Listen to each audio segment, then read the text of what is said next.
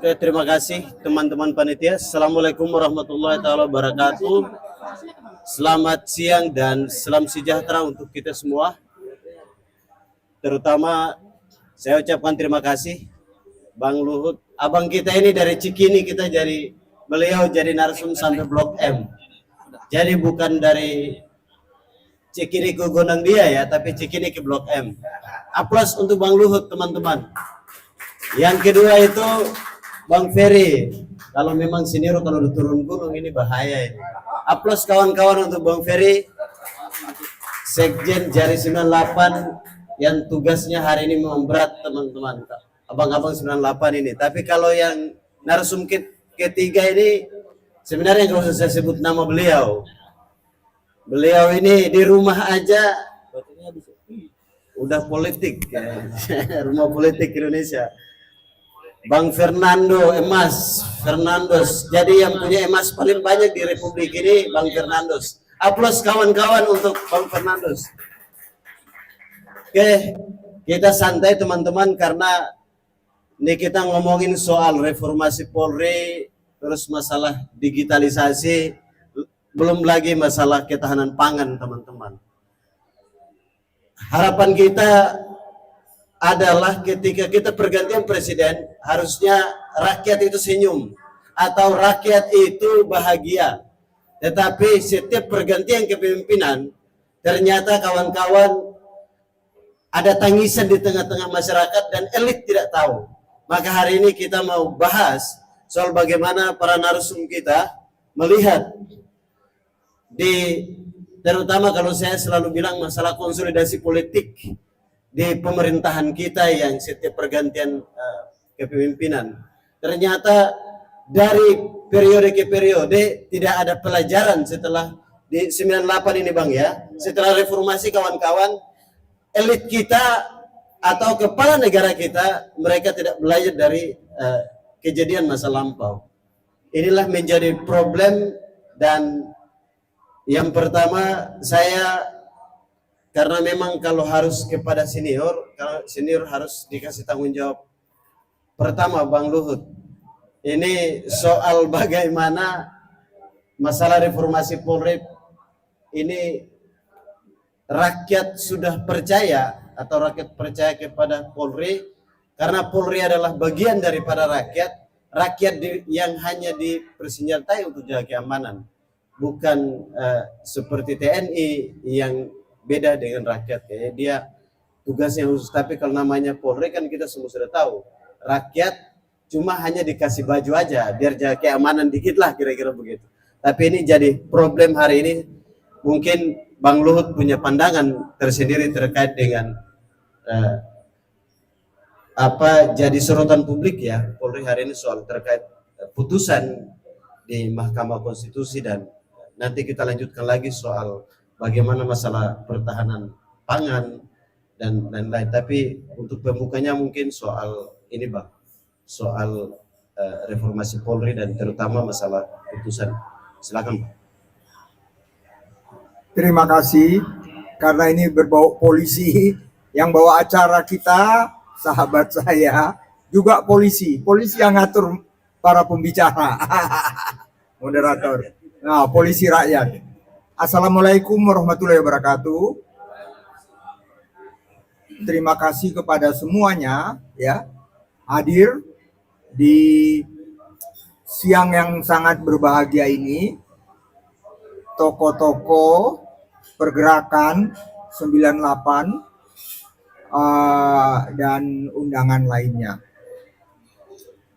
Saya diminta untuk berbicara di forum yang sangat saya hormati ini, forum yang berbahagia ini. Baik penyelenggara, kebetulan seorang tokoh 98 pun saya nggak mau tahu abang mesti hadir. Namanya Willy Prakarsa. Itu sahabat saya ya. Oke, komandan, saya bilang sama Willy saya akan hadir. Ini kaitan dengan polisi, jujur saja ya. Polisi kalau ibarat lagunya almarhum Rinto Harahap, bicara polisi kita selalu benci tapi rindu. Itulah polisi. ya. Jadi kena sekali judul lagu ini ya. Karena saya 2 periode di Komisi 3 DPR RI, ada beberapa Kapolri, Presiden menugaskan saya, siapa yang jadi Kapolrinya, untuk menggalang di Komisi 3. Baik itu Pak SBY, begitu juga Pak Joko Widodo. Seperti yang saya katakan tadi, kita tahu, saya kebetulan cukup lama ikut berkecimpung di lingkungan Polri ini. Saya lawyer 7 Kapolri. Dari Dibio Widodo sampai Kapolri berikutnya, dan terakhir Pak Sutanto. Ya, ini 7 Kapolri hebat-hebat semua. Ya, baru waktu Bambang Hendarso, saya masih diminta oleh Pak Bambang Hendarso untuk menjadi lawyer Kapolri dan institusi polisi. Saya nggak bisa lagi, Mas. Saya sekarang sudah di legislatif, saya Komisi 3, kita bermitra. Oh ya, nggak apa-apa. Karena saya sama Bambang Hendarso ini sahabat kental juga. Kami sama-sama wakuncar, wajib kuncung pacar. Waktu kami di Bandung. Dia di Sukabumi, tapi kalau wakuncarnya ke Bandung, saya kuliah di Bandung, saya alumni Unpad. Jadi bicara polisi ini, saya lihat ada, kita ngerti juga lah. Ada juga yang nggak bisa melihat polisi, akhirnya dibawalah ke MK, kan begitu. Supaya polisi ini dibatasi. Kan lebih kurang begitu kan. Kita sama-sama mengetahui, saya ingat sekali, MK ini bukan karena saya PDI Perjuangan. Saya di sini bicara saya sebagai jari karena kita sama-sama merah. Jangan lihat PDI Perjuangan, tapi jari 98. Ya. Kebetulan MK ini, KPK dan beberapa badan yang sangat strategis lahir di era ketua presidennya Ibu Megawati Soekarno Putri. Ya. Walaupun taunya udah jalan, KPK entah kemana, MK entah kemana, kan begitu. Ya, saya sedih juga lihatnya, tapi ya udahlah, ya, nggak ada masalah.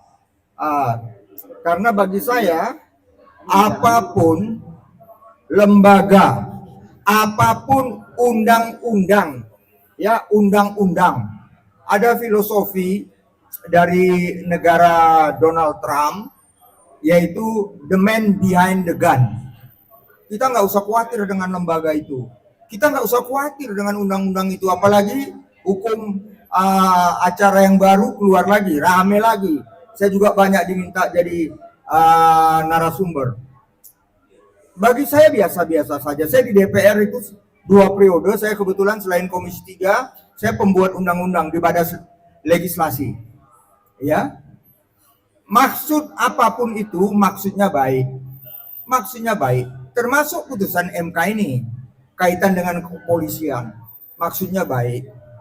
Tapi saya lihat MK kadang-kadang ada yang gimana banget. Dia tenang-tenang aja. Tapi kayak ini, itu yang saya katakan. Saya ingat Kapolri waktu tidak satu atap lagi bersama TNI. Ya dulu kita kenal ABRI. Dia dikedepankan. Kapolrinya Dibio Widodo. Menteri Pertahanannya, Menhannya ya Pak Wiranto. Ya Pak Wiranto. Saya ingat sekali. Saya ikut karena saya sangat bersahabat dengan Pak Dibio Widodo Kapolri. Dia juga klien saya. Kan saya katakan saya klien saya 7 Kapolri. Waktu saya aktif advokat, ya. Sama lah kalau sekarang Pak Sigit Prabowo itu, ya, teman dekatnya tokoh Jari 98. Namanya Willy Prakarsa. Kan begitu. Jadi Pak Kapolri ini ya bilang, Bang, ini kita mau lepas dari TNI, kita dikedepankan. Bantu saya. Saya ikut membantu kasih masukan karena dia di Bio Widodo ini sahabat saya, dia udah almarhum. Ya, lepaslah polisi ini. Lepasnya polisi ini kita sama-sama ketahui. Saya kebetulan bukan dari keluarga polisi, saya ketua dari keluarga TNI. Saya dari keluarga TNI, saya juga lama, saya ketua selain Pemuda Pancasila, saya ketua FKPPI. FKPPI juga jadi pisah. Ya. Jadi anak-anak polisinya jadi ada mereka itu organisasi anak polisi. Kan begitu, ya. Tapi kawan-kawan, saya selalu mengajak kita semua, apalagi ini tokoh-tokoh pergerakan, kita harus positive thinking. Ya, saya lihat gugatan itu dan putusan MK, ya, saya diwawancara, saya katakan ya mungkin MK-nya seperti katak di bawah tempurung, kurang luas memandang. Kenapa? Jujur saja, kita memang itu yang saya katakan tadi, benci tapi rindu, ya. Kalau kita merasa semua Kamtibmas sudah baik, apa peduli amat sama polisi.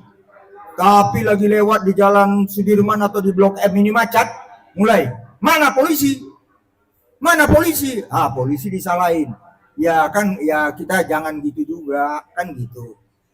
Tinggal kawan-kawan mungkin menanya, ini kaitan rangkap jabatan, ya. Ini gimana? Ya sebenarnya kalau polisi itu harus berterima kasih kepada seorang tokoh daripada polisi. Dia tidak sempat menjadi Kapolri, ya. Tapi kemarin memang reshuffle dia kena, dia nggak jadi Menko Polhukam lagi, ya. Budi Gunawan. Budi Gunawan ini sebenarnya salah satu tokoh polisi yang harus sangat dihormati. Beliaulah yang memberi kesempatan kepada polisi di mana saja. Ya, yang penting SDM-nya bagus. Kan begitu. Begini juga putusan MK. Saya tersentuh juga apa yang dibilang Pak Sigit Kapolri. Ya, bukan kami yang mau, tapi user-user itu merasa membutuhkan polisi. Baik itu di beberapa kementerian, memang perlu ada polisi ini, ya, karena polisi ini sebagai Kamtibmas juga mereka menguasai hukum, kan begitu, ya. Jadi tapi tadi malam running text saya kaget juga, saya mau bela polisi, tapi running text Mabes Polri udah mengatakan semua organ atau katakanlah yang kami tugaskan, maka kami patuh dengan putusan MK. Jelas Mabes Polri di running text mengatakan demikian, semua kami tarik. Bagi saya itu terlalu cepat. Jangan ditarik dulu, pegang dulu omongan Pak Sigit itu, karena Pak Sigit itu omongannya betul. Ya, perlu kok ada polisi. Perlu ada polisi. Tinggal ini tantangan, apalagi sekarang ini dikaitkan dengan media sosial. Ada Pak Rizky ahlinya, ya. Memang bukan hanya polisi, kita semua di era media sosial ini harus hati-hati. Harus hati-hati. Begitu juga polisi, memang kemarin kasus Sambo, citra polisi turun. Ya, tapi sekarang udah naik lagi. Ya. Begitu juga kita, termasuk kita Jari 98. Kita harus konsisten, konsekuen dengan perjuangan kita 98. Jangan sekarang ya udah tenang. Jangan, tetap harus tanggap, tetap jadi pengamat, pemantau yang baik untuk negara ini. Sekarang dipimpin oleh Pak Prabowo. Pak Prabowo itu orang baik. Ya, saya kenal beliau orang baik. Tapi para pembantunya, ini Indonesia, jujur saja, saya dulu mengira, ya, koruptor itu paling besar di era Orde Baru, di era Pak Harto. Enggak, saya kira taunya koruptor itu sekarang paling besarnya di era reformasi. Istimewa zaman Pak Jokowi. Inilah sekarang Pak Prabowo mengatakan kalau nanti saya ingin para koruptor itu ditembak mati. Saya senang.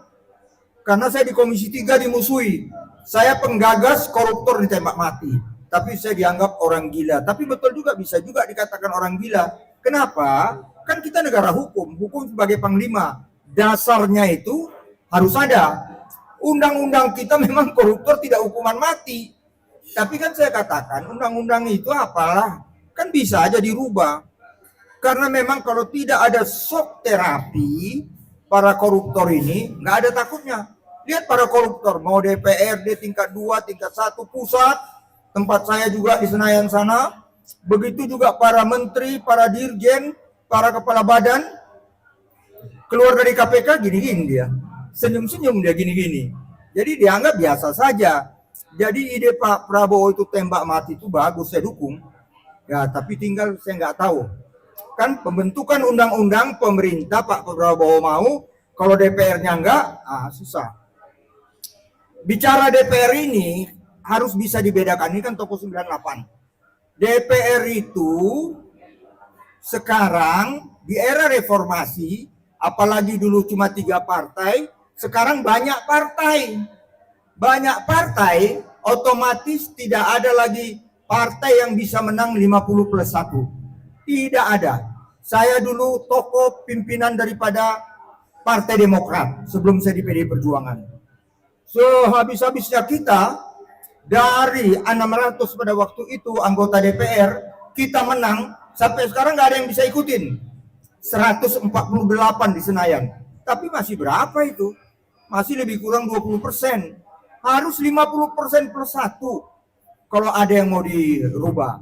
Termasuk biar Pak Prabowo gagasannya tembak mati. Kalau di DPR semua punya kepentingan. Partai-partai Pak Prabowo bikin pusing, kabinetnya itu rata-rata kementeriannya itu didukung oleh partai-partai gurem. Mana mau mereka? Mana mau mereka? Ini tantangan. Jadi disinilah kaitan, saya nggak mau terlalu melebar. Kembali ke judul kita, saya hanya meminta begini, ya. Polisi saya mohon, dengan ada putusan MK ini, tetaplah kita masih percaya polisi, tapi betul-betul ya jangan melakukan tindakan-tindakan yang melanggar hukum. Karena polisi itu sekarang nggak satu atap dengan tentara, dengan TNI, ya dia dikedepankan sebagai Kantipmas. Kerjalah dengan baik. Nanti kita ada diskusi, kita nanti bisa tanya jawab diskusi. Ini ada 2 sahabat saya pakar, sekjen kita Jari, begitu juga nih anak Medan Fernando, ya. Kita dengar sama-sama. Karena itu moderator nanti kita sambung lagi Pak ya. Penyampaian aku ada yang kurang berkenan dari lubuk hati sanubari yang sangat dalam. Mohon dibukakan pintu maaf. Wabillahi taufiq wal hidayah. Wassalamualaikum warahmatullahi wabarakatuh.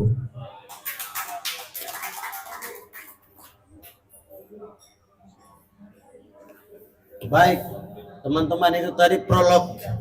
Ini bukan prolog lagi, ini luar biasa. Makanya saya bilang kalau senior yang bicara ini luar biasa ini. Oke, kita ke narsum kedua, kawan-kawan. Bang Fernandos, ini pas depan saya.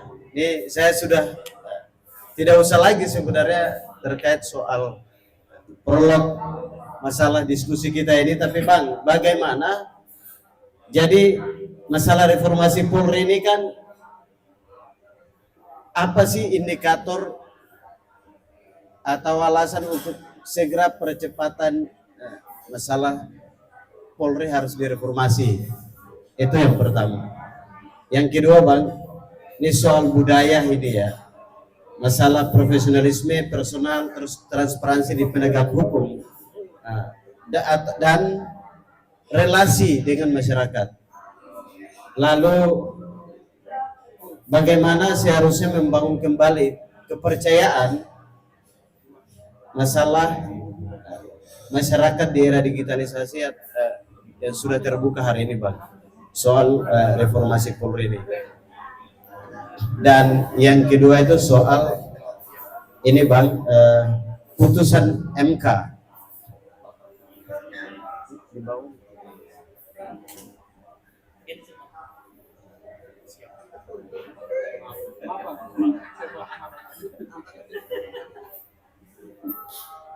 Di putusan MK itu Bang, tapi sebelum ke putusan MK kira-kira di prolog pertama tadi dulu Bang. Iya. Ya, makasih. Wassalamualaikum warahmatullahi wabarakatuh. Selamat siang, salam sejahtera buat kita semua. Terima kasih buat penyelenggara, pembicara, moderator, dan teman-teman yang hadir pada kesempatan siang hari ini. Jadi terkait dengan reformasi Polri, ini memang sebuah tuntutan yang sedang terjadi pada era saat ini.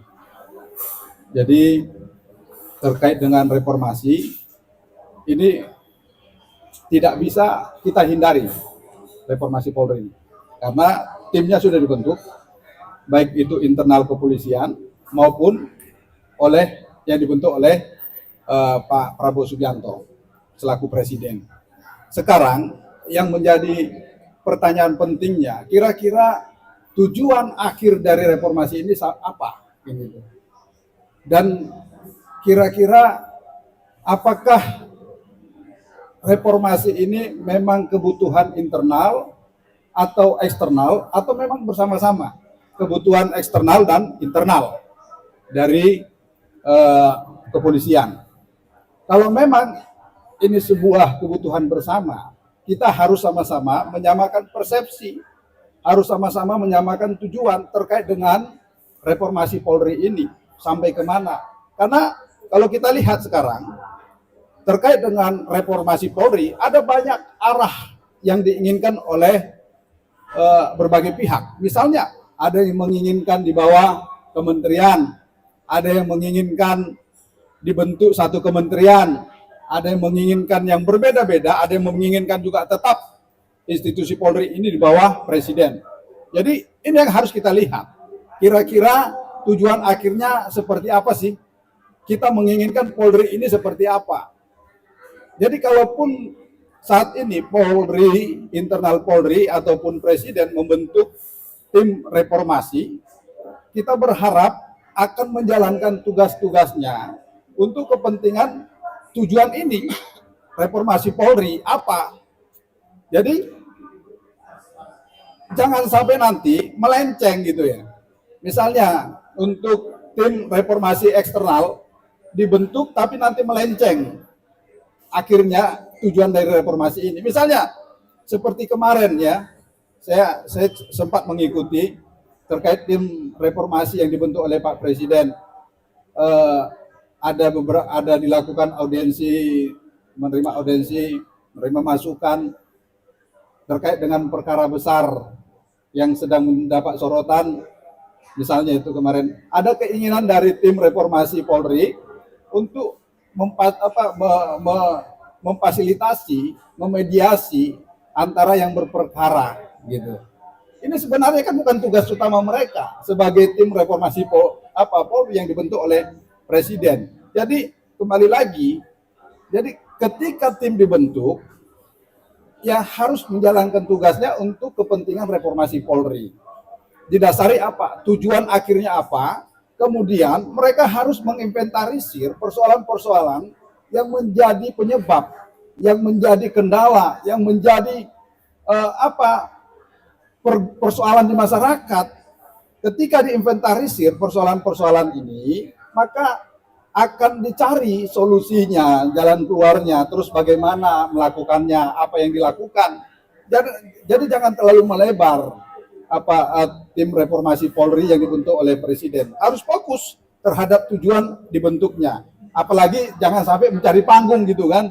Karena memang ini persoalan ini mendapat perhatian publik, akhirnya mereka hanya kepentingan untuk kepentingan ini, populerisme mereka, popularisasi mereka gitu. Jadi jangan sampai melenceng dari kepentingan. Terus kemudian ketika sudah dilakukan inventarisir persoalan, masalah, terus dicari jalan keluarnya, terus harus dicari siapa sih yang bisa melakukan ini untuk menyelesaikan persoalan-persoalan ini.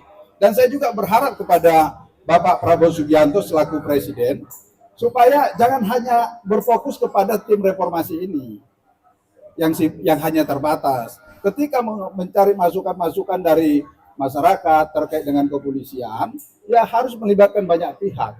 Supaya apa? Supaya presiden itu ketika mengambil keputusan lebih objektif, banyak pertimbangan, supaya bagaimana kepolisian ini lebih baik ke depannya.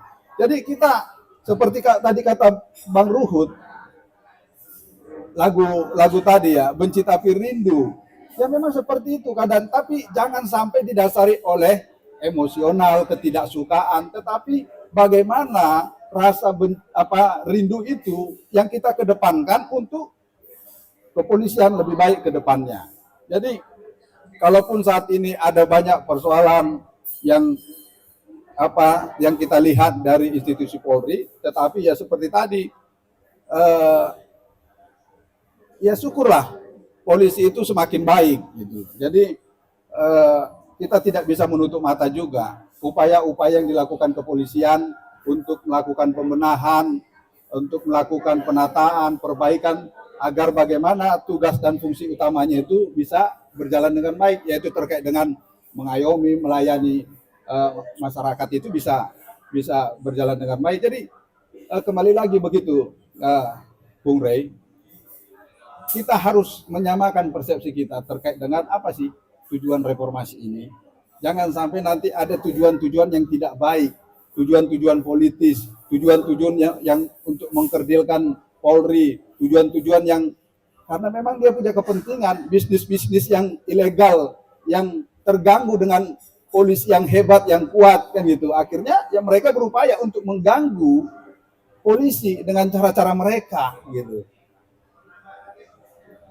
Tapi kembali lagi Bang, polisi hari ini kan terutama di sosmed ini ya, ini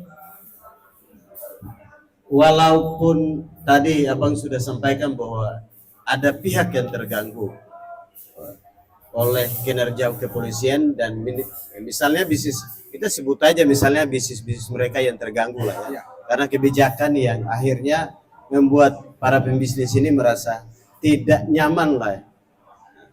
Lalu tadi ada lagu benci tapi rindu ya, tapi masalahnya di sosial media ini bagaimana melihat biar polisi atau di hari ini sudah kita bicara soal reformasi Polri, bagaimana polisi mereka bisa memperkuat atau membangun trust ya atau kepercayaan mereka di era digitalisasi ini. Iya, media sosial ini kan hampir sama seperti pisau bermata dua sebenarnya kan. Jadi ada sisi baiknya, ada sisi yang tidak baiknya. Jadi ketika kita melihat ini dimanfaatkan media sosial, digitalisasi ini sangat mudah dimanfaatkan untuk membangun image, membangun sesuatu pemikiran, opini yang negatif terhadap sebuah institusi, terhadap seseorang. Ini kan sangat mudah, gitu. Jadi ketika tadi kata Bung Rey di media sosial banyak sesuatu yang negatif terkait dengan Polri, ya saya berharap Polri sendiri melihat kira-kira dari suara-suara masyarakat melalui media sosial itu apa-apa saja yang perlu diperbaiki, dibenahi. Makanya saya berharap juga Polri tetap belanja persoalan lah melalui media sosial, melihat kira-kira apa yang harus dibenahin di internal Polri, karena walaupun berdasarkan kemarin Rumah Politik Indonesia melakukan survei 79,8% masyarakat sudah puas terhadap Polri, tetapi kan masih ada lagi sekitar berapa puluh persen itu yang tidak puas. Gitu. Jangan sampai yang tidak puas ini semakin bertambah, yang puasnya semakin berkurang. Seharusnya bagaimana Polri bisa memaksimalkan yang puas ini semakin bertambah, yang tidak puas semakin berkurang. Karena inilah pengaruh media sosial ini. Karena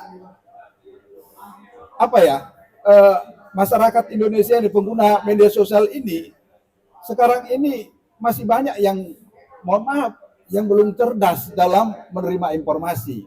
Jadi hanya diterima begitu saja, tidak dilakukan pendalaman tidak dilakukan verifikasi terkait sebuah informasi, apakah informasi itu benar atau tidak, terus bagaimana kira-kira tentang realitanya. Jadi belum dia baca udah langsung di-share, sehingga apa? Misalnya dia sebenarnya pemikiran dia positif terhadap Polri, tapi karena dilihatnya judulnya bagus, langsung dia share, akhirnya kan menambah buruk terkait dengan penilaian terhadap Polri. Oke Bang. Jadi ini juga kembali kepada masyarakat dan kembali juga kepada internal kepolisian. Tapi kalau saya jadi Kapolri, saya bilang kami ini bukan pemuas, tapi kami bekerja dan nanti kalian yang menilai kalau saya jadi Kapolri, Bang. Lalu bagaimana soal putusan, Bang? Soal putusan MK. Ini kan lagi rame ini soal soalnya di putusan ini kan jadi apa ya? Jadi masalah sebenarnya Bang, karena ada beberapa pihak juga bilang bahwa ini kenapa TNI enggak, misalnya kepala Bulog hari ini kan pimpinannya itu TNI, sedangkan di beberapa instansi juga misalnya itu juga dijabat oleh kepolisian. Kalau mau buat keputusan ini kan harusnya dua-duanya dong, jangan MK main apa namanya apa bahasanya, nanti Bang Luhut yang bisa menerjemahkan itu bahasanya. Jadi jangan mainnya harus clear gitu loh. Jadi independen sebagai MK ini jadi problem.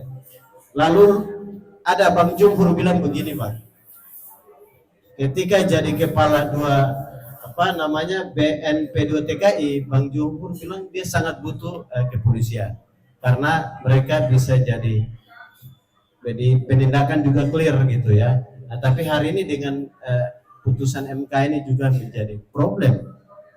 Ini bagaimana tuh? Terima kasih Pak Re. Jadi benar apa yang dikatakan Fernando tadi itu benar banget semua. Kenapa saya katakan demikian kaitan dengan reformasi ini dulu? Ya, ya memang kalau saya lihat myths lah. Dari dalam penting, jangan yang dari luar. Dari luar ini kadang-kadang sok pintar. Dia belum pernah jadi polisi. Emangnya mudah jadi polisi itu? Ya, nggak boleh begitu. Pertanyaan Bung Rey ini baik sekali. Apa itu? Inilah kalau bicara hukum, equality before the law. Semua sama kita di hadapan hukum. Ini kaitan pengamanan, Kamtibmas itu kan harus sama. Ya, kenapa giliran polisi disorot, kenapa TNI-nya tidak? TNI juga banyak kok yang begitu. Ya, kita ini kan malu-malu kucing. Sebenarnya kita sudah kembali ke fungsi ABRI, fungsi TNI. Jadi haruslah. Karena itu tadi yang dikatakan Re baik sekali. Ya, yang dari Pak Jumhur. Ada kok beberapa titik kita perlu polisi itu. Mau dikasih sama sipil, mau kemana kita? Mereka seperti yang dikatakan Pak Re, mereka sipil, tapi udah dididik. Ya, baik itu yang di akademi, baik itu yang wamil, ya. Semua mereka udah dididik mengenai kepolisian. Jadi mereka yang profesional. Saya ingat sekali nasihat bapak saya. Bapak saya ini anak angkatan darat. Tapi kalau polisi benar, saya katakan benar. Bapak saya dulu dari polisi militer mengatakan begini, ya, mau semua baik harus disiplin, harus kerja keras, dan mau belajar. Ini sekarang kita reformasi nih, biar kawan-kawan 98 nggak marah lagi, mau diajak bermitra, ya. Ya itu yang saya katakan tadi, introspeksi, ya. Sama-sama, jangan nanti mereka marah ya. Kok hanya polisi? Polisi itu kan Kamtibmas loh, dia sangat dekat dengan masyarakat sipil. Ya, jadi kalau memang dia yang dia diperlukan ya biarin aja. Kita perlu polisi kok. Ini fakta. Jadi ini yang saya katakan, Mahkamah Konstitusi, saya katakan seperti kata di bawah tempurung, nggak luas pandangannya. Oke lah ada yang gugat adik kita ya. Tapi juga ya memang mungkin gugatannya hanya mengenai polisi. Tapi biar equal, TNI juga disorot gitu. Jadi Fernando apa yang dia katakan itu betul. Dan kaitan Fernando katakan tadi, ya tim dari dalam atau dari luar harus di mix. Dari dalam itu perlu, jangan orang dari luar, nggak pernah polisi sok ngatur-ngatur. Ya, tadi Fernando bilang lagi ada kasus besar, itu betul. Mereka mau adensia, kami nggak mau terima, nggak boleh. Harus terima semua, itu yang saya katakan. Semua sama di hadapan hukum. Saya rasa begitu Pak Rey. Terima kasih Pak Rey. Oke. Baik. Saya Bang Fernando terakhir, Bang. Soal ini sekarang itu kan soal reformasi Polri di masalah pangan ya. Ini bagaimana soal isu beras plastik yang banyak lah kalau kita mau sebut banyak sekali, tapi kira-kira masalah beras plastik yang hari lagi rame di sosial media dan konon katanya nanti pemerintah mau ambil alih semua ini masalah pangan. Bagaimana Bang tanggapannya soal segala hal pemerintah mau ambil alih? Nah, ini kira-kira bagaimana ke depan ketika ini pemerintah ambil alih? Ini nanti bagaimana dengan kira-kira menurut rumah politik Indonesia bagaimana di situasi politik kita Bang? Selamat. Ya, makasih Bung Rey. Pertama, gini, karena ketahanan pangan, selama ini kan namanya ketahanan pangan kan gitu Bung Rey. Terkait dengan ketahanan, ini bisa diklaim oleh salah satu institusi yaitu TNI gitu kan. Supaya Polri bisa ikut ambil bagian, berarti harus keamanan pangan. Kenapa saya katakan begitu? Karena seperti tadi yang dikatakan Bung Rey, ada beras plastik, ada yang lain-lain yang coba dimanipulasi terkait dengan bahan kebutuhan pokok, misalnya tadi beras plastik atau yang lain-lainnya. Makanya ketika pemerintah coba mengambil alih untuk kebutuhan pangan kita, termasuk melibatkan Polri kan gitu, yang beberapa kali sudah panen jagung misalnya. Ini salah satu langkah yang saya sangat mendukung. Karena begini, sejak lama saya menyoroti terkait dengan ketahanan pangan kita. Karena apa? Karena kalau dibiarkan hanya kepada masyarakat untuk pengadaan pangan itu, ya akhirnya seperti selama ini. Coba kalau kita lihat pada masa pemerintahan Orde Baru, bagaimana pemerintah turut ambil bagian dalam terkait dengan ketahanan pangan, akhirnya bisa swasembada pangan gitu.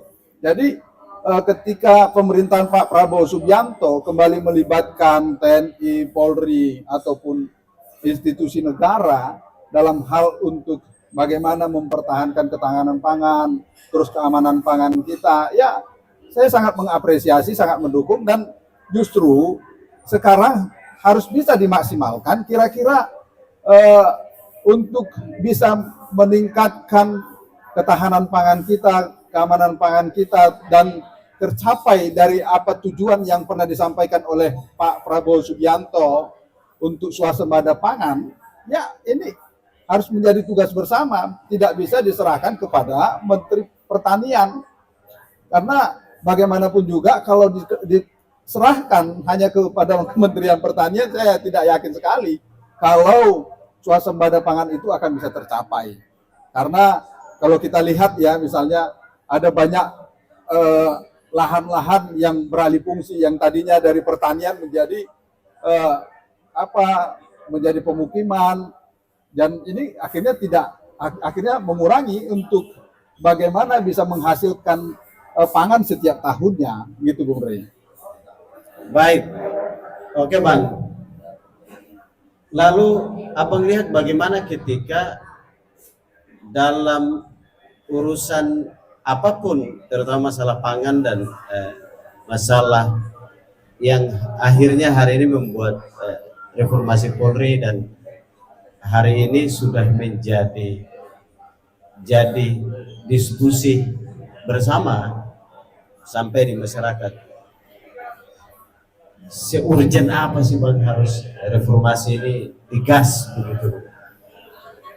Lalu Abang melihat putusan MK tadi soal eh, TNI-nya enggak, hanya Polri, sedangkan di beberapa institusi juga TNI ada menjabat itu gimana Pak? Iya, saya kira terkait dengan reformasi Polri, internal Polri memang merasakan butuh dilakukan reformasi di internal. Makanya Bapak Kapolri Pak Kapolri sekarang ini Bapak Listio Sigit membentuk tim internal reformasi Polri. Makanya ketika sudah dibentuk berarti itu merupakan suatu kebutuhan yang dirasakan oleh Kapolri saat ini. Dan ketika sudah dibentuk, saya kira ini tetap berjalan dan saya yakin sekali ketika tim ini di internal mereka akan bisa secara maksimal menginventarisir persoalan-persoalan yang harus diperbaiki ke depannya.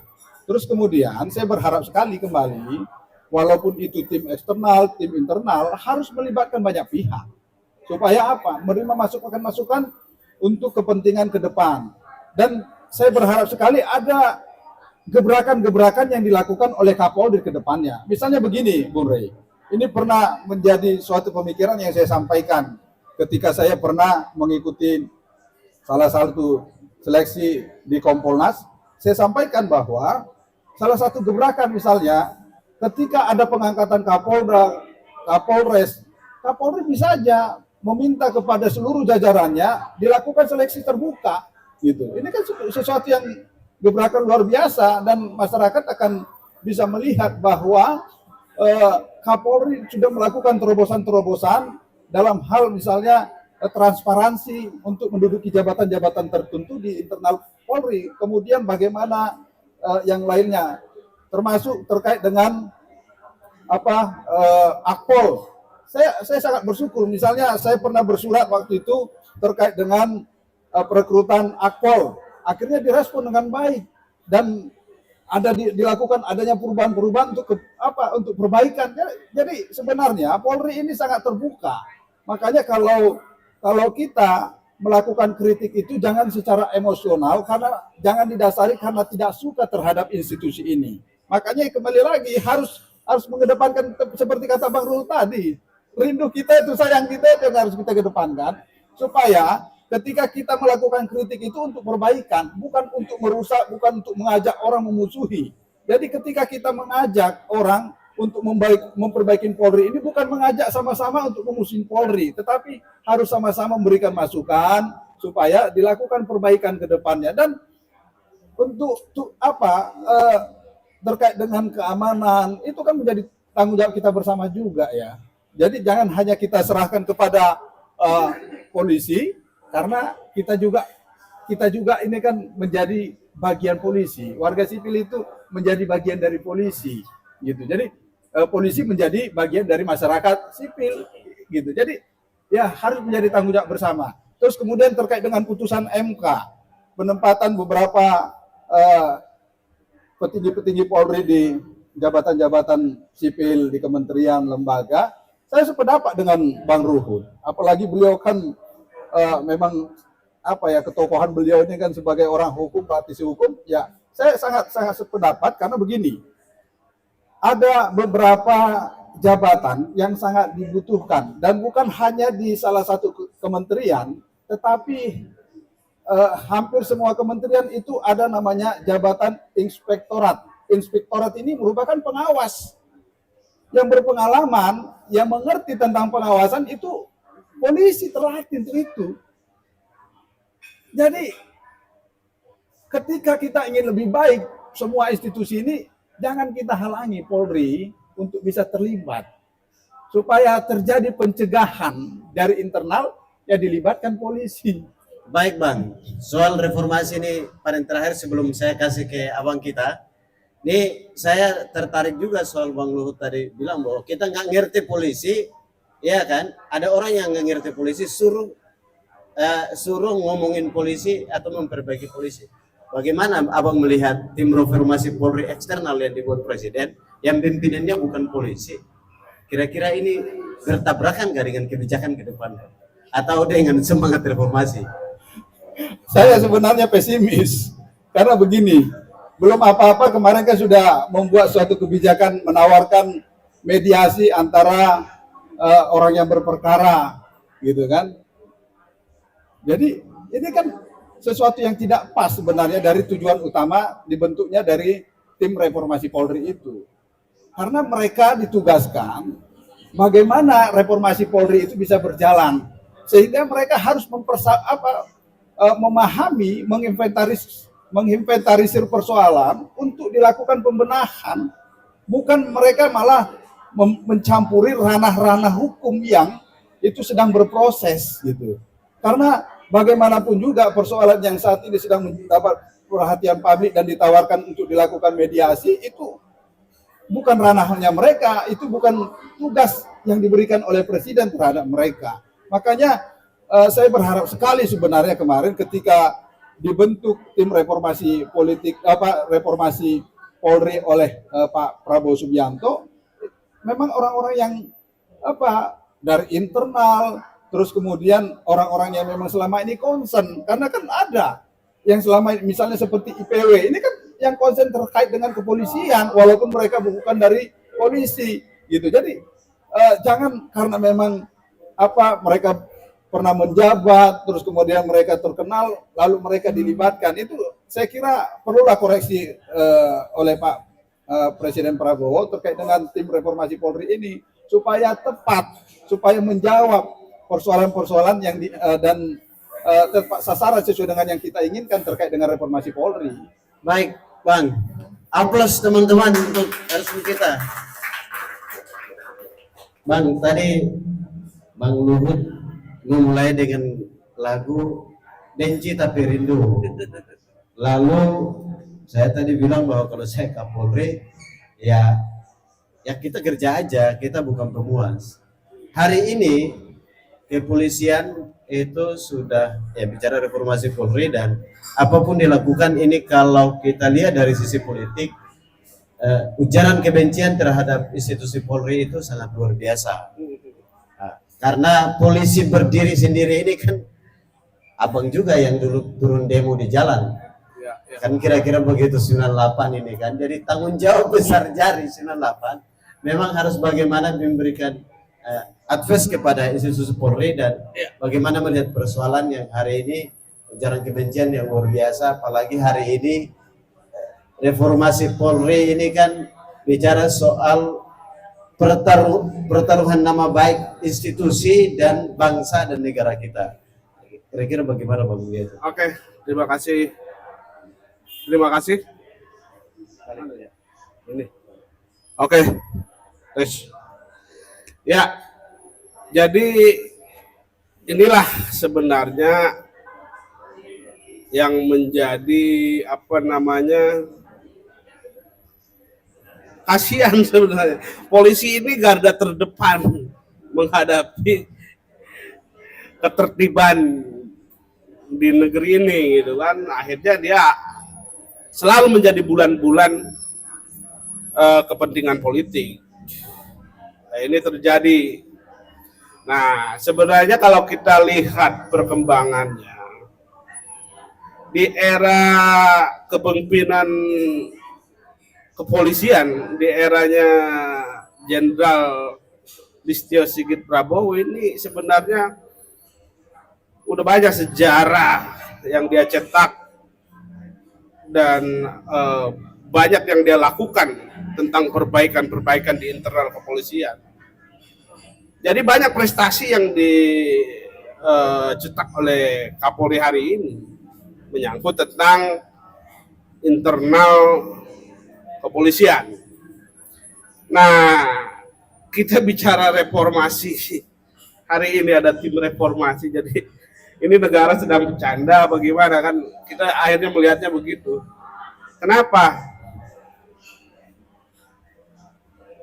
Polri sendiri itu kan hasil dari reformasi. Maka lahirlah undang-undang nomor 2 tahun 2002 gitu kan, undang-undang kepolisian. Itu kan buah karya reformasi, di mana di dalamnya ada tercantum polisi itu sipil yang dipersenjatai. Nah, kalau hari ini ada juga kata reformasi, ada tim reformasi. Jadi mau jadi sipil apa? Mau jadi sipilis gitu kan? Ada reformasi nggak jelas gitu. Kenapa? Saya lihat sih yang dilakukan oleh Jenderal Dokter apa ya sekarang, Jenderal Listio Sigit Prabowo ini, dia bukan lagi reformasi yang dia lakukan, tapi revolusi di internal kepolisian. Banyak kok di eranya dia jenderal yang dia selesaikan gitu kan.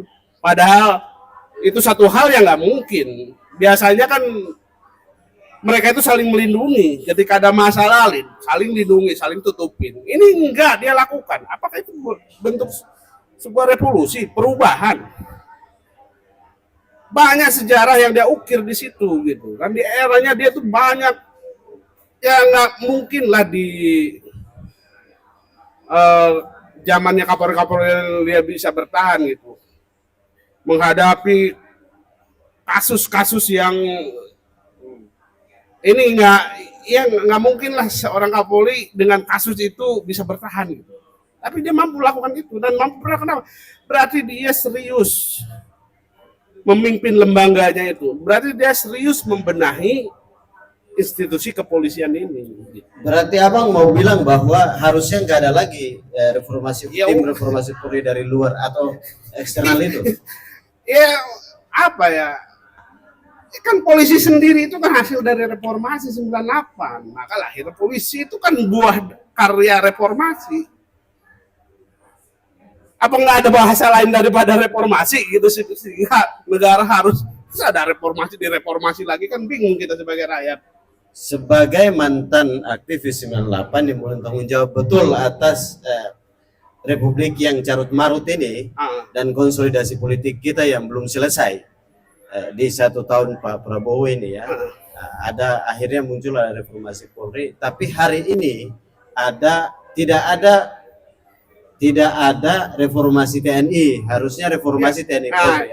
Justru ini kalau saya melihat ini kan kenapa muncul ada reformasi Polri? Ini kan sebenarnya kambing hitam dari peristiwa bulan Agustus ini. Kejadian Agustus gimana, Pak? Kambing hitam ya kan di bulan Agustus itu peristiwa kan sangat genting lah, boleh dikatakan ini menuju kepada sebuah peristiwa yang seperti 98 yang tidak akan terkendali. Ya. Nah, dari peristiwa itulah mereka ini semua entah mana atau gimana lah yang nggak suka dengan polisi mengkambingin hitamkan polisi bahwa seolah-olah inilah perilaku polisi sehingga terjadi begini. Kan tidak itu. Kan itu akibat. Peristiwa itu akibat. Sebabnya apa? Ini kan harus bicara sebab musababnya masalah ini terjadi. Kenapa? Jangan ujung-ujung tiba karena masalah ini akhirnya polisi yang disudutkan. Nggak fair dong kalau begitu. Kalau bicara rusak semua lembaga di negeri ini rusak kok. Nggak ada yang benar. DPR pun nggak benar. Ini bicara sebagai rakyat ya. Nggak ada yang benar di Republik ini. Jadi kalau saya melihat ini bercanda aja. Oh akhirnya apa yang dikerjakan? Kayak tadi bilang bahwa mereka bicara kasuistik. Masa orang tim reformasi bicara kasus? Ini bukan bicara kasus loh. Ini perbaikan internal di lembaga kepolisian. Jadi kalau harus sakit hati, hatinya dielus, diperbaiki, bukan dikomporin gitu ya. Bukan apa-apa. Ini kan akhirnya isu sampai liar. Sampai akhirnya ada salah satu di lembaga pendidikan gitu kan, bilang bahwa ini awal dari rencana penghapusan kepolisian gitu. Sampai ini akhirnya diagendakan reformasi itu untuk membubarkan lembaga kepolisian ini. Kan itu yang terjadi sekarang, yang berkembang di masyarakat bahwa ini akan diarahkan ke arah situ gitu. Padahal ini kan lembaga yang didasari oleh undang-undang. Ya bukan seperti KPK, Kompolnas. Ya kalau mau dibubarin nggak, mereka ini nggak dibubarin karena mereka lembaga ad hoc. Kalau ini lembaga yang ada landasan hukumnya, pilar negara gitu. Dasarnya undang-undang, ya bicara undang-undang bro. Jadi kalau saya melihat reformasi Polri ini hanya akal-akalan aja.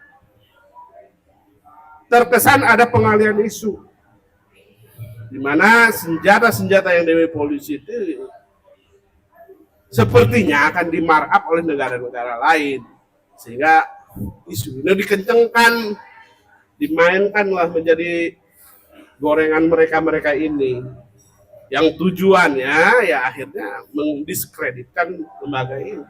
Kalau bicara yang gimana, polisi ini paling depan menghadapi masalah masyarakat. Ada apa-apa kan polisi yang garda terdepannya untuk menghadapi persoalan ini. Kalau hari ini masyarakat apapun akhirnya ujung-ujungnya jadi ini, ya inilah yang sebenarnya harus kita cobalah kita memulai hal-hal, jangan melempar tanggung jawab begitu kan. Ini kan pemerintah hari ini kan kelihatan banget saling lempar tanggung jawab begitu, padahal semua berdosa gitu. Tapi balik badan semua disalahkan salah satu orang ini. Kayak gini nih, semua ini bermasalah, DPR bermasalah. Itu kan karena joget-joget aja akhirnya rakyat marah. Akhirnya polisi yang dijadikan kambing hitam soal mereka biang kerok. Nah, mereka biang kerok yang tidak pernah mengesahkan undang-undang perampasan aset. Dan mereka yang tidak mau bahwa negara ini sejahtera kok. Terus akhirnya polisi yang disalahkan. Ya nggak elok juga dong kayak begitu. Jadi ya ini nggak serius. Kalau saya lihat sih negara nggak serius. Ada reformasi kan lucu gitu. Kita sebagai rakyat dengarnya lucu juga gitu. Ini buah kayak reformasi loh. Terus mau direformasi gimana? Bingung kita. Jadi negara nggak serius ya, lucu-lucuan ini ceritanya. Bang, bagaimana biar kepolisian internal ya untuk bisa mengembalikan kepercayaan ya ujaran kebencian yang dibangun di sosial media terhadap institusi Polri, apa yang harus dilakukan, Bang? Ya sekarang ini publik sedang menguji sosok Presiden Prabowo, apakah dia itu sebagai presiden atau sebagai kepala negara atau kepala pemerintahan. Nah, kalau Prabowo memiliki integritas dan sikap sebagai negarawan, ya seharusnya Prabowo ini backup dong Kapolri. Terus ya kalau saya sih pesen aja, coba tuh benahin tuh, ganti tuh kasubdit yang ada di kepolisian, kayak sumber masalah di situ. Itu usul aja sebenarnya. Tapi poinnya bahwa kalau kita semua serius demi merah putih, demi bangsa dan negara, nggak perlulah kita bikin ini, bikin itu, puyeng ya dah. Yang terjadi setelah ada tim reformasi sampai hari ini kerja pun enggak. Apa yang dikerjain nggak jelas juga kan. Cuman ada lembaga terus gitu. Mau begitu terus kita. Kan semua sudah ada hak instrumennya. Di kepolisian ada instrumen, di lembaga semua ada instrumen untuk perbaikan pembenahan. Maksimalkan apa yang ada gitu. Jangan apa-apa bikin ini bikin gaduh aja. Negara yang mau selamanya gaduh begini kan capek kita. Kita rakyat nih yang nonton tiap hari melototin gadget, melihat berita-berita pemerintah, nggak ada yang benar. Rakyat itu butuh pemimpin yang benar, sosok yang jujur, sosok yang ini. Kalau di kepemerintahannya yang merah putih, yang benar-benar dia bicara tentang merah putih. Dan ini ada di sosok Kapolri hari ini bicara merah putih loh ini. Kalaupun di dalamnya juga ada yang kasak kusuk nggak jelas juga. Tapi poinnya bahwa rakyat ini hari ini butuh keseriusan negara, butuh kejujuran negara terhadap situasi dan kondisi hari ini ke depan. Rakyat itu butuh kesejahteraan. Yang sampai hari ini negara hanya menjanjikan ini itu.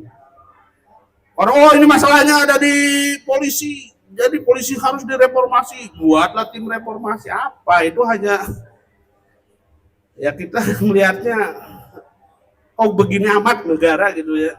Ini negara loh, bicara negara, bukan hal yang ini gitu kan. Kita malu sama negara lain. Itu aja sih sebenarnya. Oke, baik. Aplaus kawan-kawan. Ya, itu tadi paparan awal teman-teman dari para narasum. Sebelum saya sebenarnya ada pertanyaan khusus untuk Bang Luhut soal RUU KUHP ini. Cuman teman-teman kira-kira saya kasih ke 3 atau 4 orang untuk mungkin ada pertanyaan yang bisa disampaikan oleh narasumber. Oke, kawan-kawan, saya kasih ke 3 atau 4 orang, 5 juga nggak apa-apa, untuk mungkin bertanya ke narsum kita. Oke, 1. Ada lagi? 2. Nggak ada ya? Cuma 2. Baik. Terima kasih Pak Moderator, para narasumber yang saya hormati. Pertanyaan mungkin ke Bang Ferry ya. Tadi Abang sempat menyinggung soal insiden kerusuhan Agustus kemarin yang mungkin dalam kesimpulannya Abang ingin mengatakan bahwa apakah ini dari reformasi ini terjadi ini apakah by design ataukah seperti apa dari imbas dari demo Agustus kemarin, Pak? Nah, apakah itu yang menjadi latar belakang dari reformasi? Apakah ini by design atau seperti apa sehingga terjadi reformasi Polri ini? Kemudian tadi Abang bilang karena sebelumnya isu kan fokusnya ke DPR, Bang. Tapi tiba-tiba isu itu mulai digoyang hingga pada akhirnya terjadilah reformasi Polri. Apakah ini by design atau seperti apa, Bang? Mau tegaskan seperti itu? Oke. Iya, ini semua itu by design.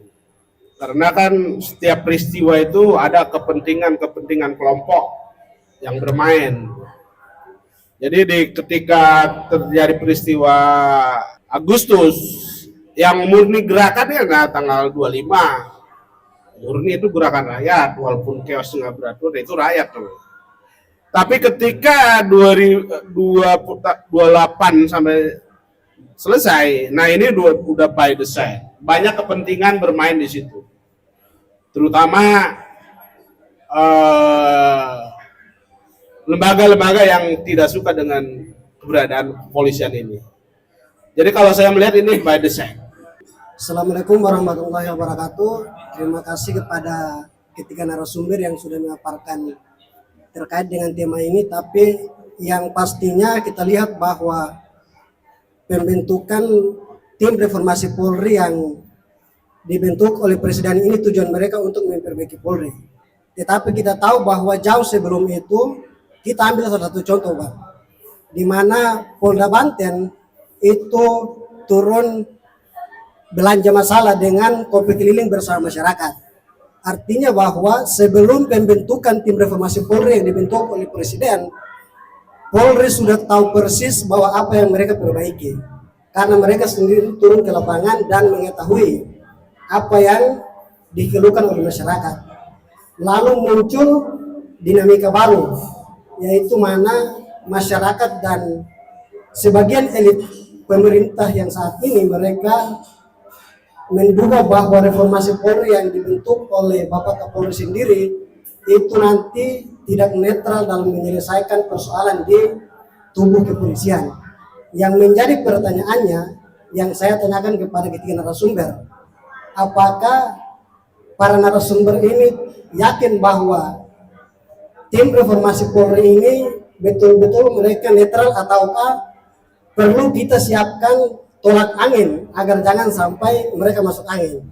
Itu yang perlu ditegaskan. Terima kasih. Sebelum saya kasih ke pertanyaan, karena pertanyaan kita terbatas, Bang Luhut sebagai dulu kita kangen ketemu Bang Luhut itu harus kita liatin abang marah-marah dulu.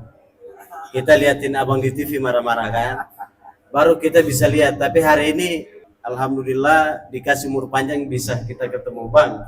Ini sebelum pertanyaan tadi dijawab, soal saya ada catatan soal dalam putusan MK ini Polri di jabat sipil ya. Soal abang kita minta soal bagaimana di jabatan sipil, lalu bagaimana dengan TNI atau militer. Sedangkan tadi sudah dijelaskan soal bagaimana ada misalnya Bulog gitu. Bulog itu kan jabatannya hari ini TNI aktif gitu ya. Itu bagaimana abang melihatnya. Yang kedua soal isu RUU KUHP baru yang sudah banyak hoax bergentayangan di sosial media. Nah, ini RUU ini akan menjadi undang-undang muncul tapi lagi-lagi hoax terus Bang. Ini pusing juga ya kita ini.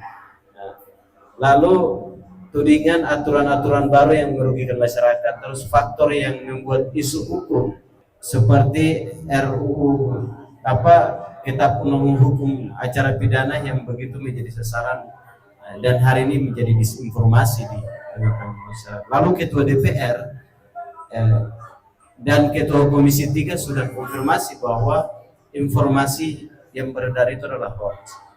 Apa strategi Bang paling efektif mencegah manipulasi informasi hukum dalam memicu opini publik yang bertebaran di sosial media ini?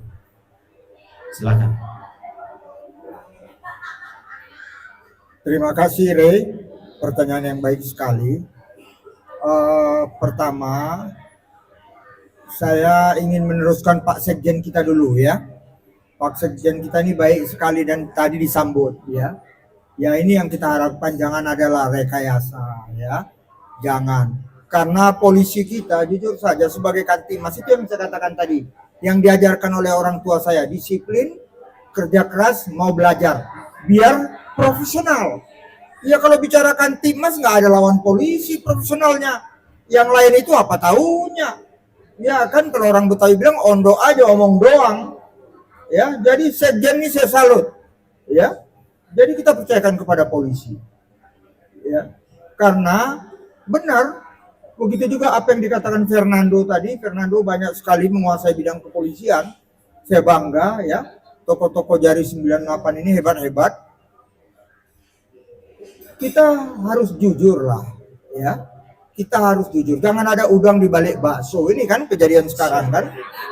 Kalau kita mau lihat lebih mendetail lagi, jangankan lembaga kepolisiannya, Menko Polhukam yang juga dari kepolisian yang saya katakan tadi Pak Budi Gunawan, apa salahnya dia gitu? Dia diganti, kan? Dia bagus kok, ya. Hal-hal seperti ini. Jadi kita jangan.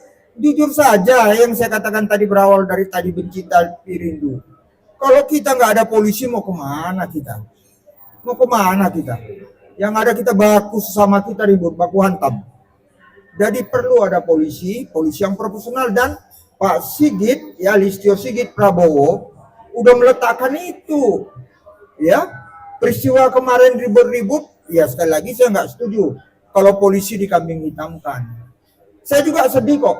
Ya kita nggak mau ada korban ya yang peristiwa tabrak Gojek apa nih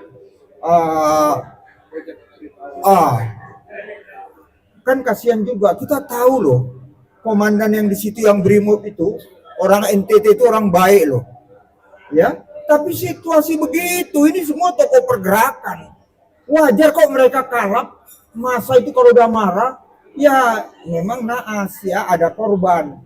Tapi saya juga nggak setuju itu harus dipecat. Saya nggak setuju, kasihan loh. Jasanya banyak sekali itu orang. Ya, nah, hal-hal seperti itu. Jadi ya saya sependapat sama Ray, sama Sekjen kita, sama Pak Fernando, jangan kita kambing hitamkan polisi. Jangan. Kaitan tadi, saya lihat juga undang-undang yang baru ini kan produk kan kalau bicara undang-undang pemerintah dan presiden pemerintah dan DPR. Kalau saya lihat DPR itu karena saya dulu di DPR, Komisi 3, ini banyak yang menguntungkan karena profesi mereka di situ banyak yang pengacara. ya, untuk melindungi mereka sebagai pengacara, ya jangan juga gitu. Ya. Saya dulu lama, ya, saya termasuk advokat senior, hampir 45 tahun loh, SK saya tahun 82. Ya, berkomunikasi lah, saya nyatanya dengan polisi bisa bekerja dengan baik. Kalau dulu waktu saya masih muda dampingi klien di mau di Polres, di Polda, tapi karena kita komunikasi kita baik, ya namanya pengacara apa aja semua dia. Kadang-kadang dia yang bikin sulit, tapi saya bangga lihat penyidik, Bang, dia langsung kunci saya, biar kita bisa kerjasama dengan baik, tapi tetap penegakan hukum kita jaga. Kan kadang-kadang klien ini suka dibikin pusing gara-gara ulah pengacara. Saya ini pengacara senior, ya. Tapi saya tersentuh dengan kata-kata penyidik itu, Bang, biar cepat abang pulang, saya pulang, klien juga baik. Kasus ini mau jadi kodok atau ular, kan begitu. Maksudnya kalau kodok ya apa fakta hukum yang dilanggar, cerita aja, jangan berbelit-belit. Seperti mau ke Bogor, tapi harus melalui Banten dulu, muter lagi pesisir ke Jawa Tengah, balik lagi ke Jawa Barat, baru masuk Bogor. Jangan gitu. Jadi banyak yang dikatakan Ray itu, memang ini jadi polemik. Saya juga banyak yang datangin saya mengenai ini. Tapi kembali yang saya katakan, saya selalu ambil jalan tengah, kita cari jalan keluar yang baiknya. Tapi nggak usah khawatir. Itu yang saya katakan tadi, the man behind the gun. Apapun undang-undang itu, kembali siapa pelaksana undang-undang itu betul-betul orang yang benar-benar dia punya rasa, dia punya hati, dia punya ada merah putih, ya. Jadi kita betul-betul bisa melaksanakan dengan baik. Tapi kalau saya lihat undang-undang itu walaupun baru sepintas, lawyer itu harus begini, semua menguntungkan lawyer, betul. Ya, tapi kadang-kadang saya terbentuk dengan saya dikerasin, akhirnya saya sukses, kan itu. Jadi udahlah. Jadi apa yang dikatakan Ray, memang kita harus kritisi nih, ya, undang-undang yang baru ini kaitan dengan hukum acara ini. Memang harus dibenahi, tapi betul-betul semua everybody happy. Semua senang, jangan hanya menguntungkan satu pihak. Ini tidak baik. Jadi itu Pak Ray, terima kasih Pak Ray. Bang, soal pertanyaan terakhir tadi, harus kita, biar nggak masuk angin, apakah harus kita siapkan tim reformasi Polri yang internal ini yang dipimpin oleh Pak Jimdi atau dibentuk oleh Presiden ini tolak angin, biar mereka nggak masuk angin atau gimana Bang? Iya, saya rasa perlu juga. Pak Prabowo, dia kebetulan sahabat saya juga, orang yang sangat saya hormati. Dia orang baik kok. Prabowo itu orang baik. Bayangkan berapa kali dia gagal wapres, presiden 2 kali, sekarang baru jadi presiden, ya. Tapi dia ingin loh menegakkan hukum. Dia ingin menjadikan Indonesia negara hukum. Tapi Pak Prabowo harus hati-hati. Ini adik-adik ini 98 ini jangan dianggap sebelah mata, ya. Ini ibarat bara dalam sekam, ya. Kalau begini nanti timbul lagi semangat 98-nya jadi rame. Sedangkan saya maunya kita semua win-win solution. Ya, jangan jadi pemadam kebakaran, mencegah kebakaran. Itu yang paling baik, mencegah kebakaran. Ya biar adik-adik kawan-kawan kita 98 ini baik semua bisa mengerti, tolonglah seperti yang dikatakan Pak Fernando, Pak Sekjen kita, dengarlah masukan-masukan ini. Dan saya lihat kalau Pak Prabowo dia akan dengar. Tapi saya lihat kebetulan kita di sini banyak punya hubungan baik dengan Pak Sigit. Kalau perlu sekali-sekali tokoh-tokoh 98 ini audiensi ketemu presiden. Ini penting. Ya karena kita nggak mau karena apapun terjadi hal-hal yang tidak kita inginkan, rakyat yang menjadi korban. Rakyat yang menjadi korban. Kita nggak mau itu. Jadi apa yang dikatakan Pak Ray itu betul ya. Apa yang dikatakan sahabat saya tadi penanya terakhir itu betul. Ya. Hati-hati loh, jangan bangunkan harimau tidur. Terima kasih. Baik, aplaus kawan-kawan. Bang, penutup Bang. Penutup agar arah Polri ke depan lebih baik. Sebelumnya Bang, tanggapan Abang soal Komisi reformasi Polri yang menerima usulan Polri agar dibawa kementerian.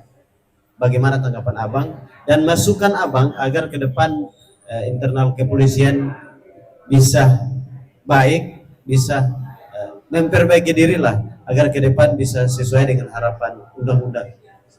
Jadi Pak Listio Sigit ya, Pak Kapolri kita ini kan sudah membenahi. Dia udah banyak yang dia benahi. Jadi jangan lagi ya, dulu zaman waktu Belanda, polisi itu di bawah menteri. Zaman ini udahlah jangan. Ya. Apalagi yang sekarang tokoh-tokoh yang ada di luar Polri, ya kan Pak Sigit juga mau bikin reformasi. Saya rasa itu udah paling baik. Ya, memang sekarang ada juga mantan Kapolri, 2 atau 3 mantan Kapolri di situ. Tapi itu kan waktu beliau-beliau yang saya sangat menghormati karena mereka itu mitra saya. Beda polisi sekarang, beda masyarakat sekarang. Generasi muda aja sekarang ada apa Gen Z, ada apa? Ya polisi sekarang yang tahu. Karena itu kita serahkan kepada ajaran agama juga mengatakan serahkanlah kepada ahlinya.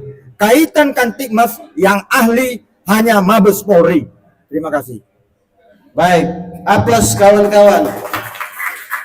Bang Fernandus, bagaimana tanggapan soal pertanyaan tadi dan soal untuk perbaikan internal kepolisian ya, sesuai dengan tema kita, apalagi hari ini digitalisasi.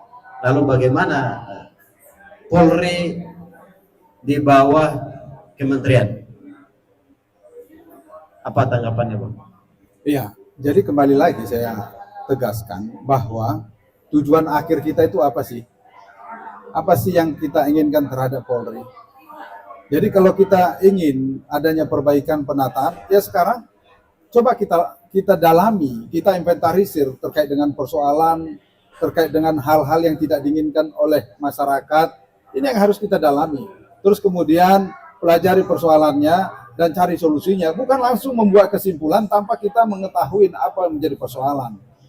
Hampir sama seperti begini, kita sudah langsung bisa memutuskan sesuatu, tapi kita belum tahu kira-kira apa sih yang sedang kita butuhkan, apa sih masalah yang sedang terjadi. Jadi ini kan jangan jadi seperti dukun gitu ya, tetapi kita harus bisa bagaimana untuk kepentingan Indonesia, untuk kepentingan merah putih.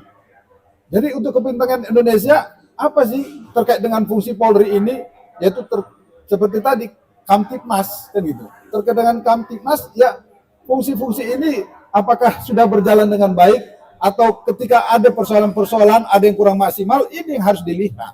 Gitu. Jadi jangan langsung tiba-tiba membuat suatu kesimpulan, mengusulkan di bawah kementerian. Ya seperti tadi dikatakan oleh Bang Ruhut, jangan langsung berbicara masa lalu. Kita harus bisa melihat sekarang ini, dan kalaupun ada persoalan-persoalan yang kita benahi.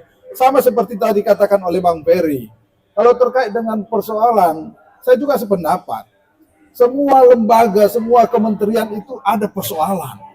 Gitu. Cuman Polri ini menjadi sorotan karena ini merupakan laboratorium kehidupan berbangsa bernegara. Gitu. Jadi Polri ini langsung bersentuhan dengan masyarakat Indonesia.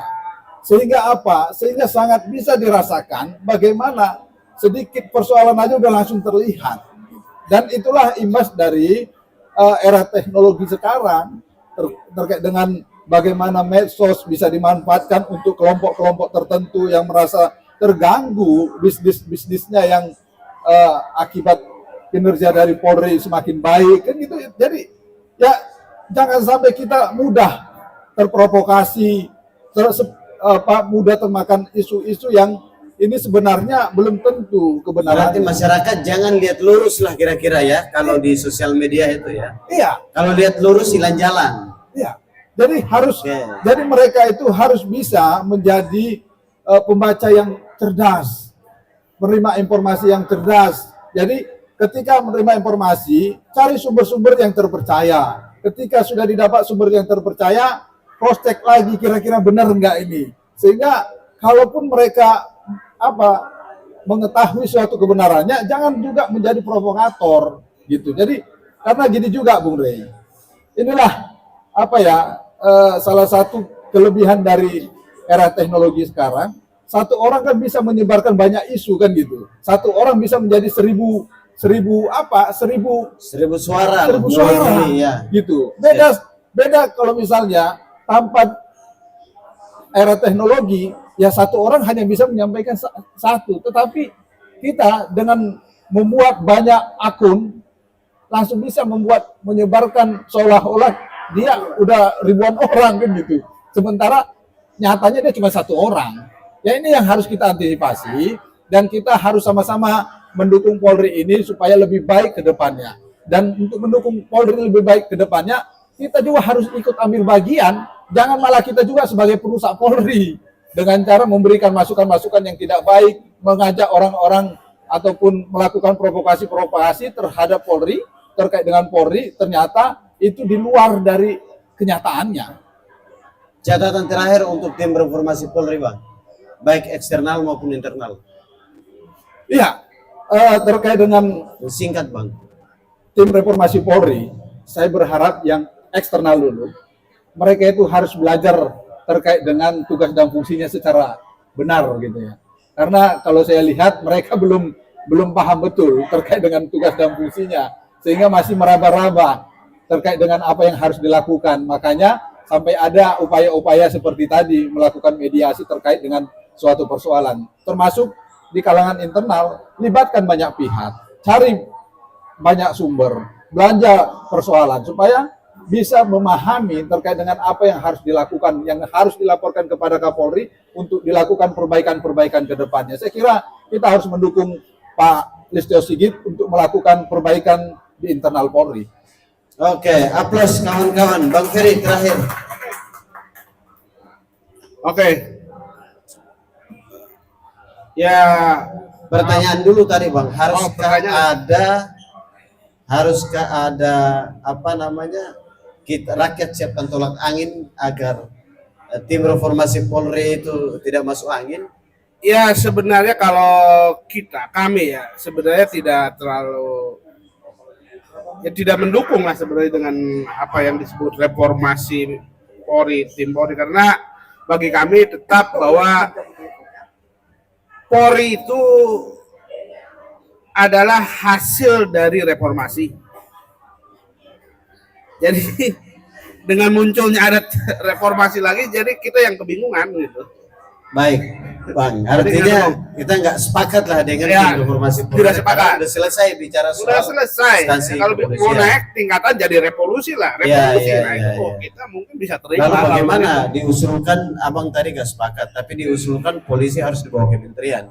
Itu tanggapannya bagaimana? Ya, Bang? itu satu ke hal. depan, dan yang kedua itu ke depan bagaimana biar di era digitalisasi ini soal penegakan hukum ini bisa kepolisian ya, dalam hal ini kepolisian untuk bisa menjalankan penegak hukumnya dengan baik, lalu bisa bagaimana mengakomodir atau menjalankan tugasnya dengan baik dan kepentingan masyarakat dipenuhi agar tidak muncul hoax dan serangan hoax yang begitu luar biasa kepada internal Polri.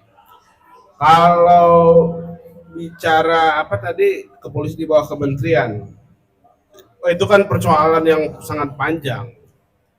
Karena lembaga kepolisian ini berdiri di atas undang-undang. Jadi kan harus bicara beresin dulu dong ini, baru bicara yang itu kan gitu. Nah, ini kan makan waktu proses yang panjang banget gitu kan, tidak ada relevansinya gitu kan dengan perkembangan hari ini. Nah, kalau saya lihat ya perlunya dukungan Pak Presiden terhadap Kapolri hari ini, Pak Jenderal Listio Sigit Prabowo, supaya dilakukan sebuah restrukturisasi di internal kepolisian yang menyeluruh gitu di semua kasubdit. Digantilah dengan orang-orang yang profesional dan berintegritas gitu. Dan Prabowo sangat paham betul tentang struktur organisasi. Tidak semuanya pro terhadap pimpinan. Jadi bagi saya pentingnya Prabowo apa namanya Membantu Pak Kapolri ya. mendukung Kapolri Kebijakan. secara spiritual, karena beliau ini saya lihat merah putih. Jadi butuh dukungan secara absolut lah buat Kapolri untuk membenahi semua yang terjadi di internal. Baik. Oke, teman-teman. Lalu pesan buat masyarakat Bang, terakhir, agar mereka tidak kemakan hoax. Itu ya, kita supaya kita tidak termakan hoak, ya kita harus cerdas lah membaca berita itu. Apakah ini berita ini sesuai dengan fakta, sesuai dengan kebenaran, atau cuman hanya sekedar katanya-katanya. Ya itulah kembali ke kita sebagai masyarakat untuk lebih kritis lagi terhadap berita-berita itu. Jangan semua berita diterima, dimakan, langsung disebarkan, kan itu juga hal yang nggak baik juga untuk perkembangan ke depan. Ya kita harus mulai pintar-pintar lah cara mengolah informasi itu. Karena itu semua akhirnya ujungnya yang rugi semuanya. Negara rugi, kita juga rugi, gara-gara isu akhirnya negara sampai mau hilang gitu kan. Kayak peristiwa 2 Agustus itu kan negara mungkin hitungan sehari 2 hari lagi sudah udah darurat militer, itu udah pasti itu.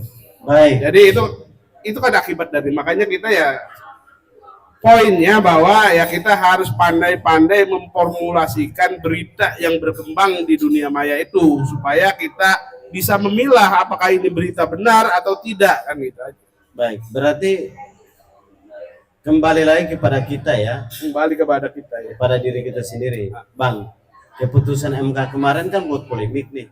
Abang sepakat nggak dengan keputusan MK kemarin soal polisi? Ya pada dasarnya kalau saya lihat putusan itu putusan banci lah. Kenapa dibilang banci, Bang? Ya sebenarnya ada aturan bahwa polisi itu dilarang menduduki, kan ada tuh Ya, gimana? dalam pelaksanaan itu kan ada peraturan bahwa polisi tidak boleh. Tapi kan ada hal-hal yang sifatnya kasuistik atau hal yang sifatnya Polri dibutuhkan di situ, dan ini banyak lembaga-lembaga yang membutuhkan polisi berada di dalam instansi tersebut. Dan ini semua udah ada aturan mainnya gitu kan. Dia tidak perlu juga akhirnya digebiah uyah semuanya harus begitu, ya nggak elok juga, karena kan tidak semua lembaga tahu gimana cara-cara bekerjanya kepolisian. Tapi di sisi lain lembaga itu butuh pekerjaan yang seperti apa yang dikerjakan kepolisian kan gitu. Baik. Jadi nggak baik juga sih. Oke. Aplaus kawan-kawan untuk narasumber kita, dan itulah diskusi kita. Sudah luar biasa, semoga bisa menjadi catatan untuk pemerintah kita di awal start tahun kedua ini, dan wabil khusus untuk internal kepolisian, wabil khusus lagi untuk tim reformasi Polri, baik internal maupun eksternal.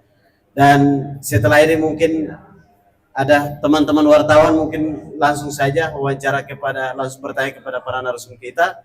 Sekian dari saya, moderator.